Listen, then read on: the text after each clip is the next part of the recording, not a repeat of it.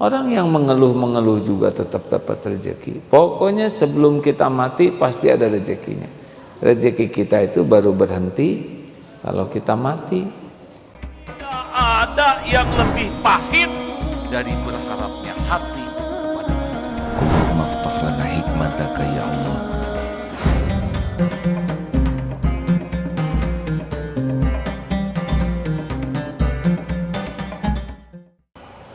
Surat Hud ayat 6, wa ma min dabatin fil ard illa 'alallahi rizquha. Tidak ada satupun binatang melata, makhluk melata di bumi melainkan Allah lah yang memberi rezekinya. Semua ya. Dan surat Al-Ankabut ayat 60, wa ka'ayyin min dabatin la tahmilu rizquha Allah yarzuquha wa iyyakum. Dan berapa banyak binatang yang tidak bisa membawa atau mengurus rezekinya sendiri, dan Allah yang memberikan kepada mereka, kepadanya dan juga kepadamu. Jadi banyak binatang yang ini di sini di pesantren ada kuda. Bagi kuda itu tidak mengerti makan rumput, tapi Allah langsung siapkan air susu ibunya. Jadi kuda tetap dapat rezekinya. Termasuk singa. Anak singa lahir tidak bisa berburu, dia kalah larinya oleh buruannya dan belum mengerti. Tapi Allah siapkan air susu ibunya sampai waktu tertentu, kemudian ibunya yang berburu dibawa untuk anaknya, kemudian nanti anaknya akan berlatih berburu, dan yang diterkam singa itu sudah pasti rezekinya. Jadi jangan aduh kasihan itu kijang dimakan singa, tapi memang begitulah Allah memberi makan singa. Nah, jadi rekan-rekan sekalian, kita juga sama, ini sudah berulang kali disampaikan, waktu kita janin di rahim ibu, di tempat tersembunyi tetap saja rezeki ada. Kita belum punya gigi, maka rezeki kita diatur oleh Allah dalam bentuk plasenta yang langsung ke tubuh kita. Ini penting ilmu ini ya. Bagaimana rezeki itu sudah ada sebelum kita bisa berdoa, sebelum kita bisa berpikir, sebelum kita bisa ikhtiar, dan sudah terjadi rezeki itu. Waktu kita janin di perut ibu, boro-boro mikirkan rezeki, pikirannya juga belum ada. Bagaimana kita mau mencari rezeki, paham rezeki kita juga belum paham, tapi rezeki sudah ada dan ngejar kita. Coba rezeki waktu janin ya, bapak bekerja, lalu belanja, dimakan oleh ibu, dikunyah, masuk ke tubuh, terus terurai sampai yang masuk ke tubuh kita waktu janin itu dalam bentuk yang paling sesuai dengan keperluan tubuh kita, tanpa kita tahu itu keperluan kita. Dahsyat hadirin. Dan itu tidak cuma kebetulan, tapi setiap saat, terus dari hari ke hari, dari saat ke saat, sampai kita lahir ke dunia. Ayo kita kenang ini ya, karena ini nyata. Jadi sebelum kita bisa mikir, sebelum kita bisa doa, sebelum kita bisa ikhtiar, ternyata rezeki sudah mencukupi kita. Allah mencukupi kita rezekinya. Lalu lahir ke dunia jadi bayi. Coba kenang bayi. Bayi bisa apa? Tidak punya ilmu, tidak punya pengalaman, tidak punya wawasan. Lalu Allah ciptakan air susu, ibu tiba-tiba mengandung air susu, lalu air susu itu entah gimana bayi jadi membesar, jadi otot, jadi tulang, jadi gigi, jadi rambut. Bayi itu membesar itu dengan air susu saja. Itu juga belum bisa doa kita. Jadi jangan sampai lupa terhadap rezeki yang mengejar kita. Lalu ada ibu-ibu yang tidak mengeluarkan air susu, ada, tapi sapi mengeluarkan, ya, atau kambing. Sapinya di mana, bayinya di sini, tetap saja datang ke sini. Ada peternakan di Selandia Baru, bayinya di Cimahi, tetap saja datang ke sini tuh. Jadi nyata sekali bahwa rezeki itu lebih hebat mengejar kita daripada kita mengejar rezeki. Lama-lama Allah memberikan kemampuan kita bicara lapar, mie haus, nanti ada ikhtiar. Lama-lama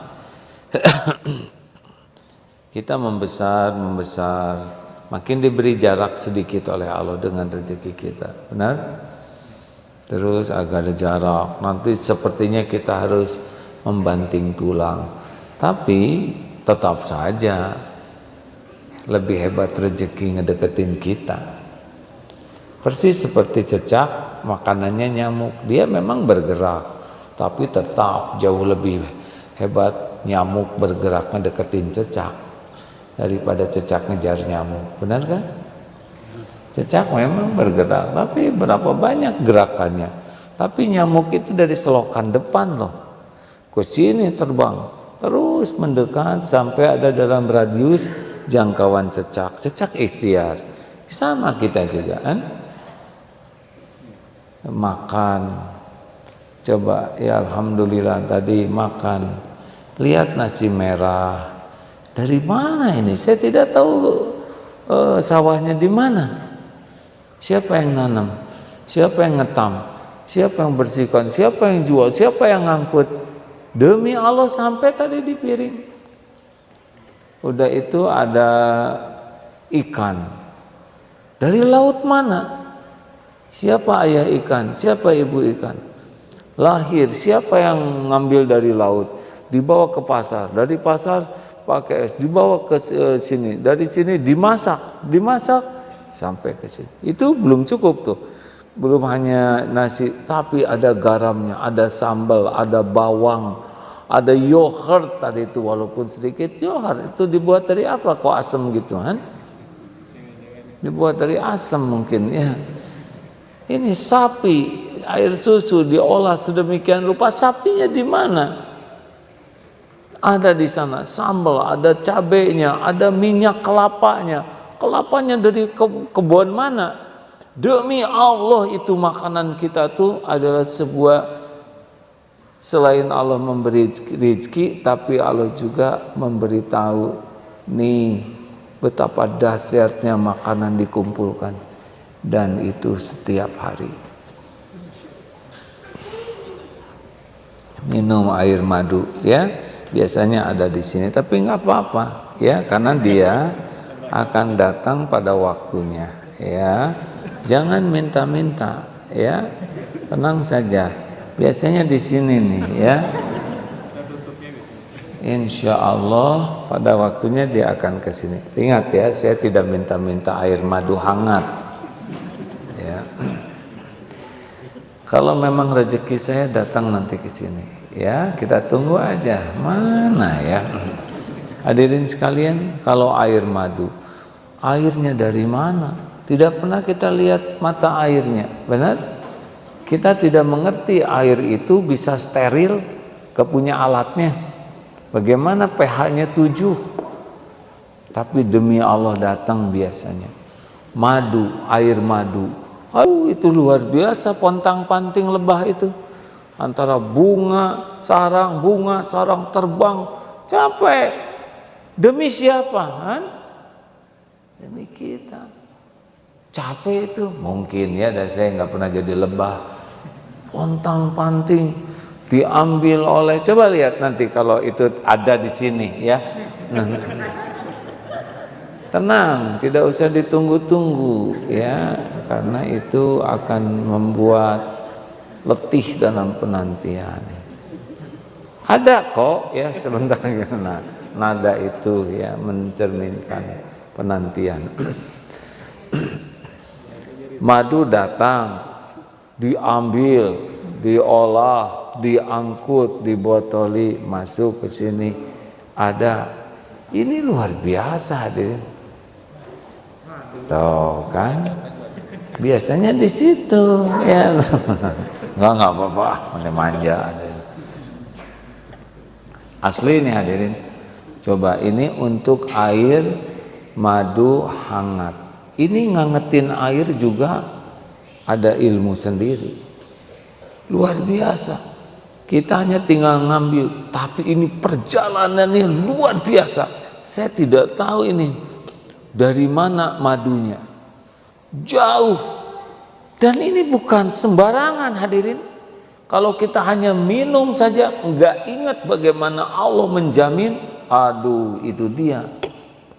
Harusnya dengan makan minum tuh jadi yakin. Pilihan kita tuh adalah yang halalan thayyiban. Orang yang mengeluh-mengeluh juga tetap dapat rezeki. Pokoknya sebelum kita mati pasti ada rezekinya. Rezeki kita itu baru berhenti kalau kita mati.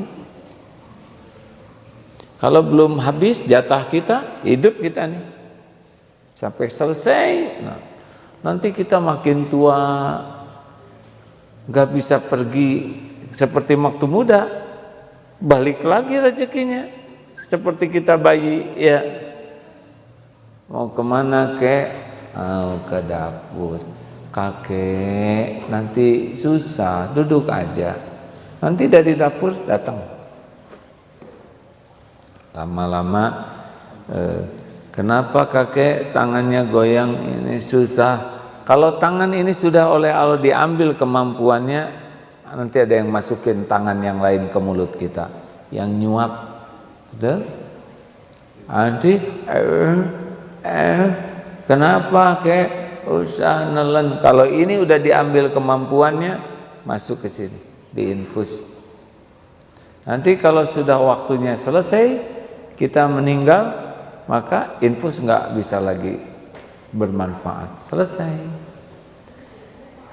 Jadi urusan kita tuh bukan masalah ada tiadanya rezeki, tapi berkah atau tidak rezeki kita. Niatnya lurus tidak dalam ikhtiar, caranya benar tidak, itu yang kita pikirkan. Bukan rezekinya, rezeki udah ada, tapi niat dan caranya ini berkah atau tidak. Kemudian kalau udah ada nih, syukur atau tidak, itu urusan kita. Ucapan alhamdulillahirabbil alamin itu lebih berharga daripada rezeki yang ada. Karena ucapan hamdalah itu merupakan pengakuan. Rezekinya udah rezeki, tapi alhamdulillah itu rezeki yang lebih tinggi daripada rezeki fisik. Jelas tidak ini? Jadi kalau kita ketemu alhamdulillahirabbil alamin, ini air madu ini udah rezeki, tapi rezeki yang lebih tinggi dari air madu ini, yakin ini Allah yang nyiapkan. Itu rezeki yang sangat mahal. Yang minum madu banyak, yang nyebut bismillah lebih sedikit dari yang minum madu.